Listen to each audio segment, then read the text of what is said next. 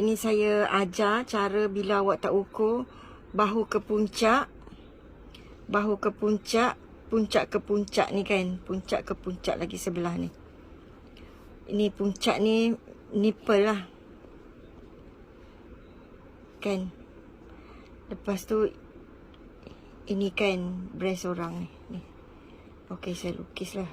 Ini bust, waist, full hips.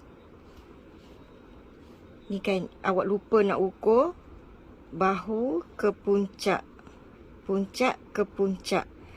Tak ada masalah. Awak pandu pada buku saya ni. Ada saya dah cakap ni.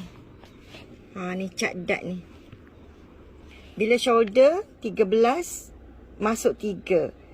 Bila shoulder 14 masuk 3,5. Shoulder 15 3,5 lagi 16,4. Ni key dia ni, awak memang kena hafal. Masuk mana ni daripada center ni? Kan ini center. Ini lipatan. Ni X. X ni lah, X ni.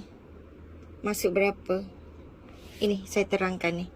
Masuk ke sini berapa inci? Ni garisan ni. Katakan bahu 16 16 awak pergi check dekat chart saya tu. 16 X adalah 4. Masuk ke sini 4. Okey, saya lagi sekali lah.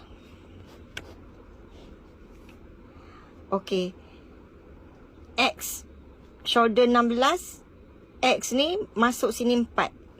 Awak buat 2 garis. 4 awak garis lurus. Dekat waist ni untuk buat datnya. Okey. Boleh clear ni yang saya ajar cat dat ni. Begitu juga untuk collar chart. Tu next time lah. Saya try ni dulu.